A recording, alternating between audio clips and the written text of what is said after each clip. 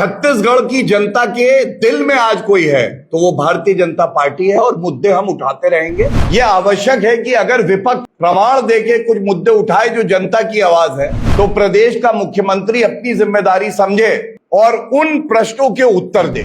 अगले 24 घंटे में आप में हिम्मत है तो आप प्रेस वार्ता करके जो बिंदु मैंने उठाए हैं भारतीय जनता पार्टी की तरफ से या तो उसका खंडन करिए या स्पष्टीकरण करिए। और अगर आप हमारे समक्ष नहीं आते हैं प्रेस वार्ता करने तो यह मान लिया जाएगा भ्रष्टाचार की गारंटी कोई दे रहा है तो वो भूपेश बघेल और कांग्रेस की सरकार दे रही है।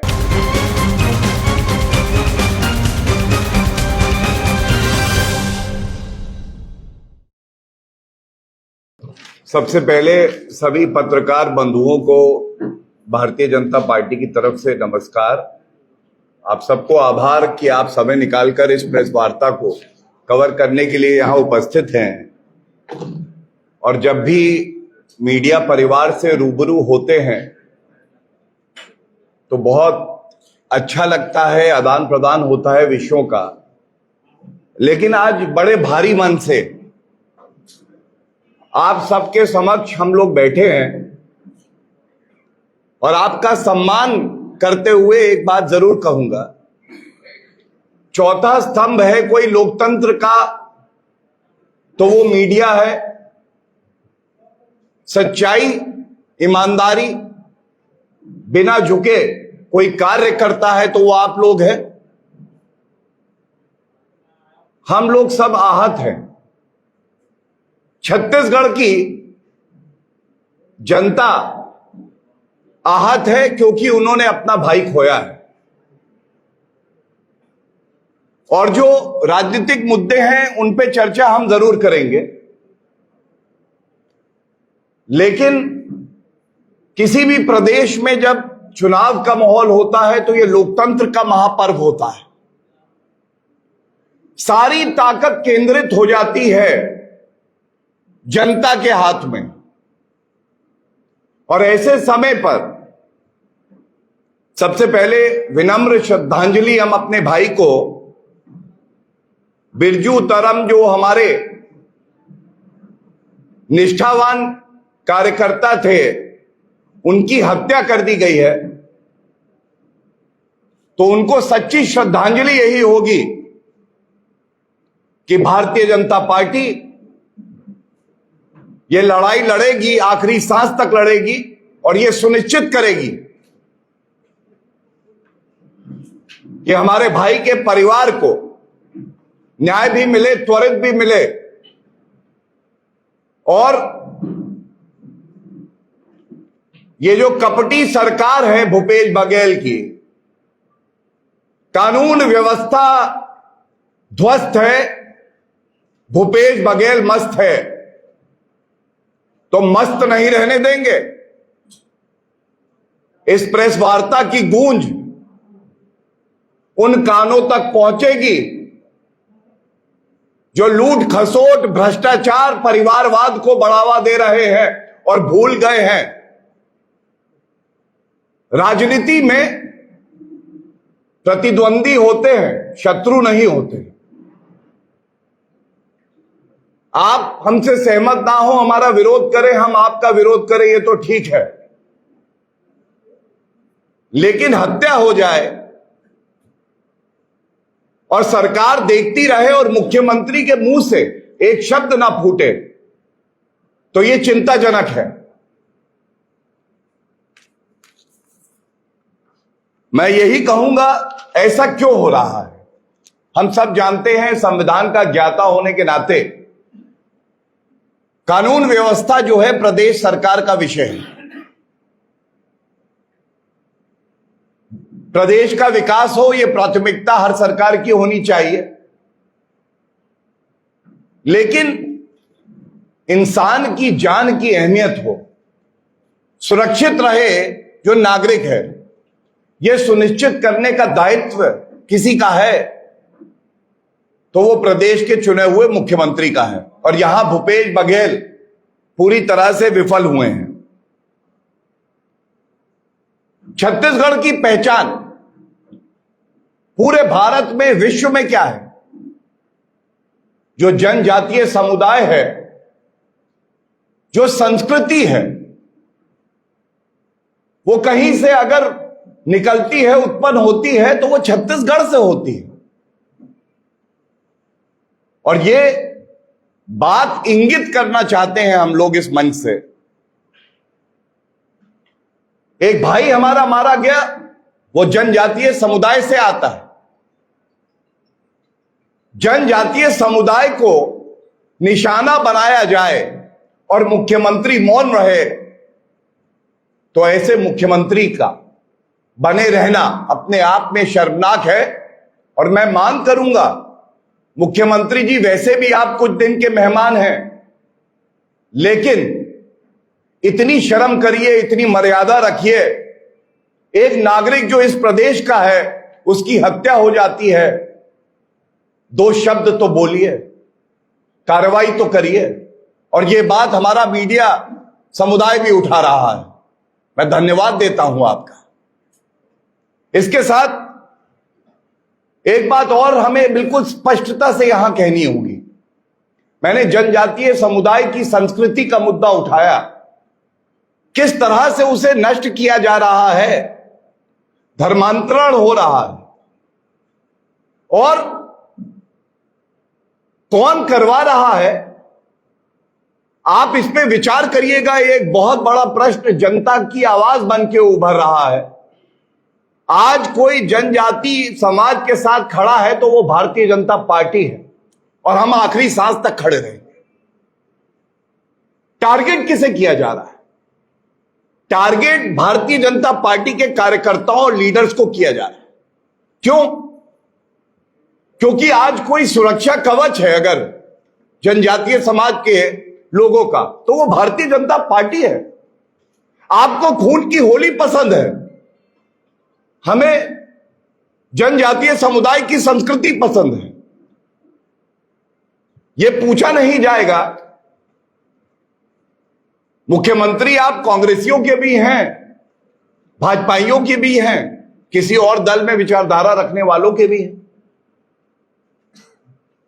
आप तो संरक्षण दे रहे हैं जो कट्टरपंथी सोच के नक्सलाइट है, माओवादी है, और भारतीय जनता पार्टी के जो कार्यकर्ता अपनी जान पे खेल के कवच बन के खड़े हो जाते हैं। आपकी लचर व्यवस्था की वजह से उनको टारगेट किया जाता है। यह बेहद ही चिंताजनक है। और यह जरूर कहूंगा, इन्हें गुमा है, भूपेश बघेल जी के लिए कह रहा हूं, इन्हें गुमा है कि मेरा अत्याचार कम है। जनता को यकीन है भूपेश बघेल तेरे राजनीतिक दिन कम हैं। अत्याचार की कभी जीत नहीं हो सकती है। सत्ता से आपको प्यार है, मलाई से आपको मोहब्बत है, वसूली आपको करनी है, पहुंचाना है दिल्ली, लेकिन किसी कार्यकर्ता की हत्या हो जाए और मुख्यमंत्री एक शब्द ना कहे, धिक्कार है ऐसे मुख्यमंत्री। और इसीलिए ये लड़ाई भारतीय जनता पार्टी लड़ेगी। एक बदलाव की लहर छत्तीसगढ़ में हमने देखी है। सुपड़ा साफ हो जाएगा भूपेश बघेल का,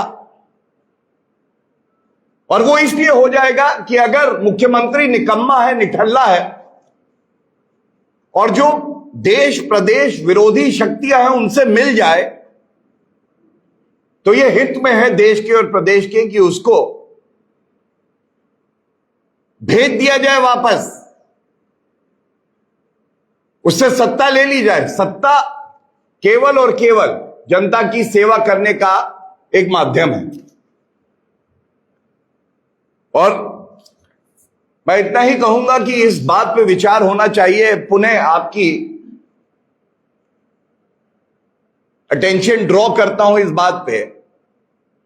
आज पूरे देश का मीडिया छत्तीसगढ़ की तरफ देख रहा है। They are seeking answers that why a chief minister who is duty bound to protect the life of every citizen of Chhattisgarh is not even uttering a word against the Maoists, the Naxalites. Is he hand in glove? Is he protecting? And I must say, it puts the entire country to shame that he has time for the liquor manufacturers, for all the corrupt powers that operate in the state, but he has no time for a citizen of our country, for a person who's a resident of Chhattisgarh, just because his political leaning was towards the BJP. He was a BJP worker. That costed him his life. And I must say the Bharatiya Janata Party believes that the scheduled tribe community is our pride. We take a lot of honor in the fact that their culture is to be preserved. And we stand with the ST community no matter what the difficulties are, even if it comes at the cost of our life. This is the commitment of the Bharatiya Janata Party. चिंता की बात यह है कि यह व्यवस्थित ढंग से होता है और टारगेट किलिंग की जाती है। जहां पे धर्मांतरण कराने वाले लोग पहुंच जाते हैं, वहां पे अगर कोई जागरूक मीडिया कर्मी जाना चाहे या भाजपा का कार्यकर्ता जाना चाहे या सजग प्रहरी जाना चाहे, तो वो खल्लास कर दिया जाता है, वो निपटा दिया जाता है। लेकिन धर्मांतरण कराने वाले वहां पहुंच पा रहे हैं। क्या ये भूपेश बघेल जी की स्वीकृति के बिना हो सकता है? केंद्र सरकार ने ठोस कदम उठाए। किस तरह से जो ये नक्सलाइट सोच है, इसको खत्म करने की तरफ हम अग्रसर हैं। और माननीय गृह मंत्री श्री अमित शाह जी छत्तीसगढ़ की भूमि पर थे, उन्होंने यही बात उठाई। एक तरफ केंद्र की मजबूत सरकार जो चाहती है कि ये प्रदेश आगे बढ़े, सुरक्षित हो, दूसरी तरफ ये कांग्रेस की सरकार जिसको केवल मतलब है, तो मतलब इस बात से है कि तिजोरी कैसे भरी जाए। और यहां से मैं दूसरे बिंदु पे आता हूं। ये बिंदु बड़े जिम्मेदारी से उठाता हूं। प्रदेश का युवा आज भूपेश बघेल जी से यह सवाल पूछता है, आप हमें नौकरी नहीं दे पाए, यह आपकी विफलता है। हमने 2 साल बहुत मेहनत करी, परीक्षा के लिए तैयारी भी पूरी करी। आप मुझे यह बताइए कि पीएससी के एग्जाम होते हैं और पीएससी के एग्जाम में क्या पाया जाता है? यह चिंताजनक है। पीएससी का मतलब क्या है? पीएससी का मतलब है कांग्रेसियों के जो बच्चे हैं, जो भूपेश बघेल के करीबी हैं, उनकी योग्यता है कि नहीं, ये मायने नहीं रखता है भाई। मायने ये रखता है कि आप कितने करीब हो भूपेश बघेल के, उससे आपकी नियुक्ति भी हो जाएगी। और जो हमारे युवा हैं, जो मेहनत कर रहे हैं, कठिन परिस्थितियों में करते हैं, वो उत्तर सही देते हैं, उनका सिलेक्शन नहीं होता है। और यह बात मैं नहीं कह रहा हूं, क्योंकि पेशे से वरिष्ठ अधिवक्ता हूं, यह सौभाग्य है, सर्वोच्च न्यायालय में वकालत करता हूं। उच्च न्यायालय ने क्या किया, यह प्रश्न पूछा जाना चाहिए भूपेश बघेल जी से। ये ऑर्डर लेके आए हैं, आपके समक्ष है। इस ऑर्डर की मुख्य बातें क्या है, बिंदु क्या है, ये आपके समक्ष रख देता हूं। सबसे पहले नियुक्तियों पे रोक लगाई उच्च न्यायालय ने। पहली बात, रोक क्यों लगी? क्योंकि कांग्रेस की गारंटी एक है, ये जो जी है ना, गारंटी कहते हैं, ये जी घोटाले का है। कांग्रेस कुछ भी कार्य करेगी उसमें घोटाला जरूर करेगी। उच्च न्यायालय ने रोक लगाई ये पिटीशन जो है ये किसने दायर करी उच्च न्यायालय में? गर्व के साथ कहते हैं कि भारतीय जनता पार्टी के विधायक नानकी राम कंवर जी उच्च न्यायालय गए क्योंकि युवाओं की आवाज बनना यह भारतीय जनता पार्टी के डीएनए में है और कांग्रेस के डीएनए में घोटाला है। उच्च न्यायालय ने पहले तो रोक लगा दी। दूसरी बात, मैं वो बहस सुन रहा था, आप भी सुनिएगा। उसमें हाईकोर्ट जज जी ने बड़ी व्यथित होकर एक बात कही। उन्होंने कहा लिमिट हो गई, लिमिट हो गई भ्रष्टाचार की। छत्तीसगढ़ की जनता कह रही है लिमिट हो गई। कितनी लूट खसोट करोगे? 2 लाख हमारे युवक, उनके भविष्य के साथ छेड़छाड़ करोगे भूपेश बघेल?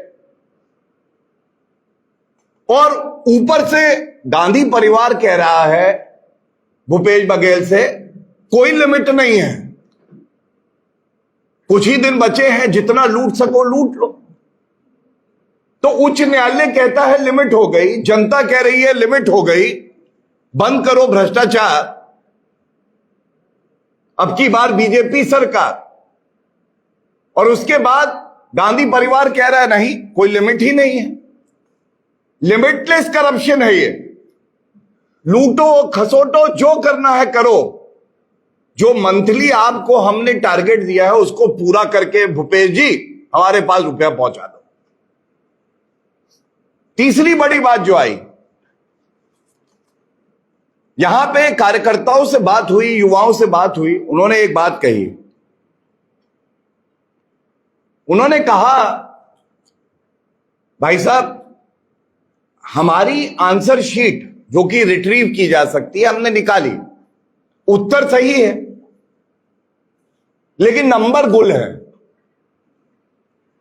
और जो कांग्रेसी परिवार से जुड़ा है, परिवार ऊपर केंद्र वाला भी है, गांधी परिवार, भ्रष्टाचारी नंबर 1, आया हूं कुछ तो लूटूंगा ही, और उसके बाद भूपेश बघेल, इनसे जो जुड़ा है, आंसर शीट में उत्तर ही नहीं है लेकिन नंबर फुल है।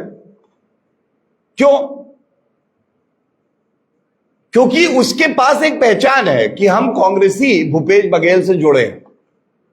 भूपेश जी, अगर आप इस पूरे घोटाले में संलिप्त नहीं हैं, अभी तक आपने क्या कार्रवाई करी है आप मुझे बताइए। वो परीक्षा भी रद्द नहीं कर पाया आप, भ्रष्टाचारियों ने आपके हाथ रोक दिए, हस्ताक्षर करते हुए आपकी कलम कांप रही है। और क्या एक बार भी भूपेश जी ने बोला कि जो युवा हैं, करोड़ों युवा हमारे जो मेहनत करते हैं, ईमानदारी से रोजी रोटी कमाना चाहते हैं, क्या भूपेश जी आपके मुंह से एक शब्द निकला कि मैं युवाओं के साथ खड़ा हूं और अगर किसी संस्था का अध्यक्ष ही क्यों ना हो, संवैधानिक पद पे क्यों ना बैठा हो, अगर भ्रष्टाचार में लिप्त है तो उसको बख्शा नहीं जाएगा? नहीं बोला। और इसकी वजह क्या है? किसके इशारे पे यह हो रहा है? पूरा प्रदेश जानता है, ये भूपेश बघेल खुद कराते हैं और यही उनकी मजबूरी है। खुद घोटाला कराया है तो फिर कार्रवाई कैसे करेंगे? एविडेंस को डिस्ट्रॉय किया जा रहा है। यह मैं वो जो मौखिक टिप्पणी करी सम्मानित उच्च न्यायालय के न्यायाधीशों ने वो बता रहा हूं। और झूठ की हद तो तब हो गई, बताते हैं दिल्ली से भ्रष्टाचारी राहुल गांधी छत्तीसगढ़ पे ट्रेन में उनको घुमाया जा रहा था, तो एक युवा, एक छात्र ईमानदार होते हैं, डरते तो है नहीं, मुख्यमंत्री जी से सवाल पूछा, उन्होंने कहा आपने कोई कार्रवाई नहीं करी।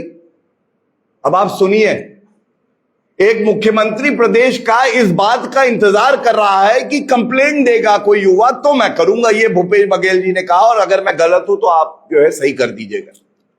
पहली बात तो युवा कंप्लेंट देगा ये अनिवार्यता नहीं है कानून में। कम से कम भूपेश बघेल जी, ये जो गांधी चालीसा आप पढ़ते हैं, इसको बंद करिए और संविधान पढ़िए जिसकी आपने शपथ ली है। और उसमें कोई ऐसा प्रावधान नहीं है कि आपको पहले कंप्लेंट का इंतजार करना है। लेकिन उस बालक की सच्चाई देखिए, उसने कहा भूपेश जी ये है कंप्लेंट की कॉपी, मैं तो दे चुका हूं, वो कंप्लेंट की कॉपी भी हाथ में लेके आया हूं। इसकी वजह क्या है? अब आप आकलन करिए, एक मुख्यमंत्री कोई कार्रवाई नहीं करता, युवाओं के साथ खड़ा नहीं होता, एक शब्द नहीं बोलता और कहता है कि तुम कंप्लेंट दो तो देखेंगे। फिर कहूंगा धिक्कार है ऐसे मुख्यमंत्री को। और इसीलिए बड़े पैमाने पर आज छत्तीसगढ़ पुनः चाहता है कि भारतीय जनता पार्टी का कमल खिले और ऐतिहासिक जीत भारतीय जनता पार्टी की हो।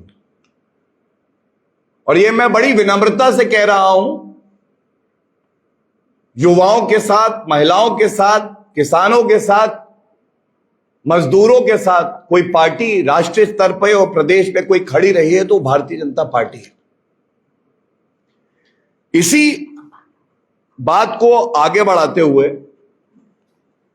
एक बिंदु मुझे लगा कि आपके समक्ष और रख दें। और अक्सर ऐसा देखा गया है कि हवाई प्रेस कॉन्फ्रेंसेस हो जाती हैं, खासकर जब कांग्रेस के लीडर आते हैं, राहुल गांधी हों, भूपेश बघेल हों, बताते हैं कि और भी यहां पे नेत्री और लीडर्स आ रहे हैं। मैंने कहा ना, गारंटी दे रहे, गारंटी का जी घोटाले का जी है। और मैं भारतीय राजनीति के गजनी हो गए भूपेश बघेल जी, उनकी याददाश्त चली गई है, तो मैं चाहता था कि उनको याद दिलाए। और कुछ कागज जो है ये कांग्रेस पार्टी के लेके आए हम लोग, बताते हैं कि सब जो है नेट से हटा दिए गए, जो फिजिकल कॉपी थी जला दी गई, कोई प्रमाण ना मिले, कोई पूछ ना ले। लेकिन फिर भी हमने कहा कि नहीं, जनता की बात पूरी ईमानदारी से, पूरे जोर से उठाएंगे। तो सबसे पहले जो है, देखिए, मैं आपसे इतनी ही दरख्वास्त करूंगा कि इसको आप जरूर उठाएं। ये हमारे समक्ष जो है ये कांग्रेस पार्टी का मैनिफेस्टो है पिछले चुनाव का। भूपेश बघेल जी को इसकी याद नहीं आएगी। समय सीमा की वजह से कुछ उदाहरण मैं दूंगा, है तमाम, लेकिन मैं कुछ उदाहरण दूंगा क्योंकि वो महत्वपूर्ण है। सबसे पहला उदाहरण यह है, इन्होंने कहा बिंदु number 11 of Congress manifesto of the last election 2018, Ganga जल की कसम। गंगा जल को भी नहीं बख्शा आपने। आपने कहा शासकीय कर्मचारियों को सम्मान, अनियमित संविदा एवं दैनिक वेतन भोगी कर्मियों को रिक्त पदों में नियमितीकरण की कार्रवाई की जाएगी और एवं ऐसी की भी छटनी नहीं की जाएगी। सवाल नंबर 1, कितने रेगुलराइज हुए हैं? जो व्यक्ति सालों साल कार्य कर रहा है और आपके वादे पे उसकी उम्मीदें टिकी थी, तो क्या वो ये नहीं बोलेगा ऐसा कोई सगा नहीं जिसे भूपेश ने ठगा नहीं? इनको भी नहीं छोड़ा आपने, रेगुलराइज हुए हैं। चुनौती देता हूं आपको, शाम तक बता दीजिए, आंकड़ा दे दीजिए, दूध का दूध, पानी का पानी हो जाए। दूसरा वादा इन्होंने किया, महिला स्व सहायता समूह का सशक्तिकरण एवं कर्ज माफी। कौन सी कर्ज माफी हुई बताइए? तीसरा, ये थोड़ा अहम और ज्यादा हो जाता है और इसकी वजह मैं आपको बताता हूं। एक तरफ भारतीय जनता पार्टी है जो महिला सशक्तिकरण की बात करती है।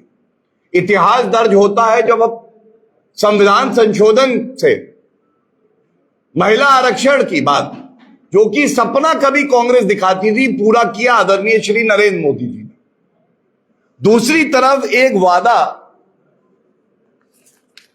पढ़ देता हूं मैं आपको, बिंदु नंबर 14 में इन्होंने कहा, शराबबंदी, कांग्रेस सरकार द्वारा राज्य में शराब की बिक्री पर पूर्ण प्रतिबंध लगाया जाएगा।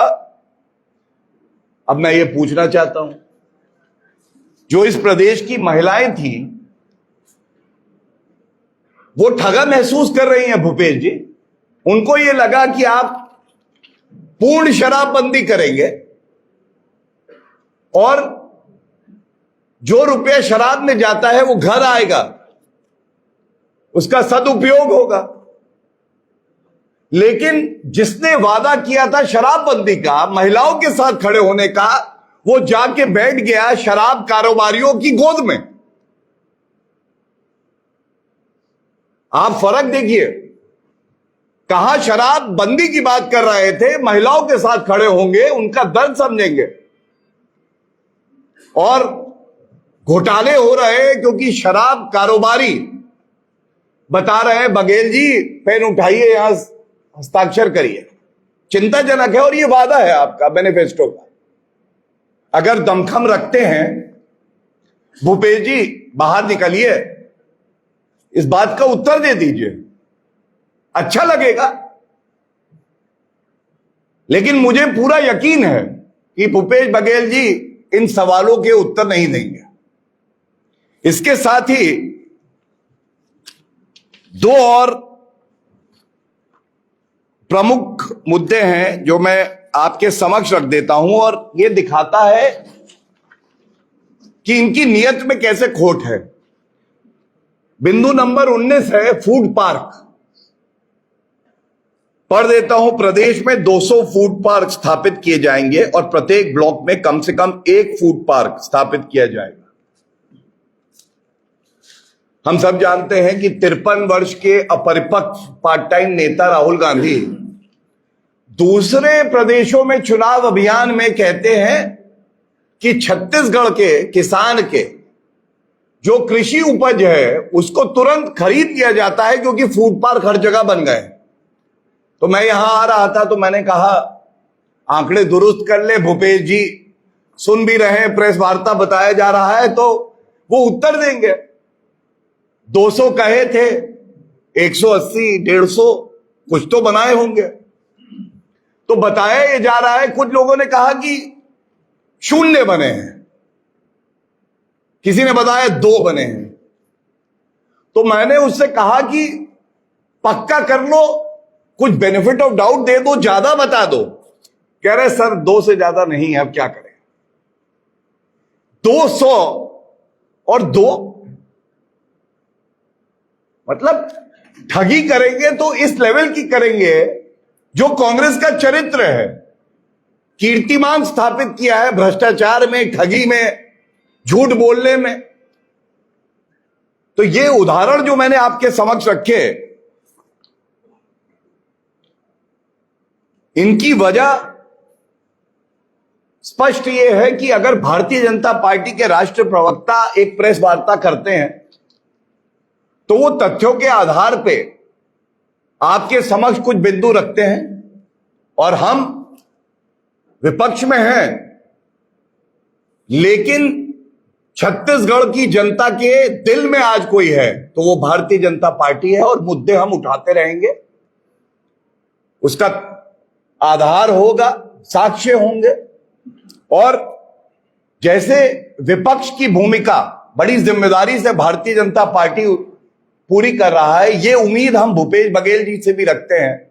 लोकतंत्र में यह आवश्यक है कि अगर विपक्ष प्रमाण देके कुछ मुद्दे उठाए जो जनता की आवाज है, तो प्रदेश का मुख्यमंत्री अपनी जिम्मेदारी समझे और उन प्रश्नों के उत्तर दे।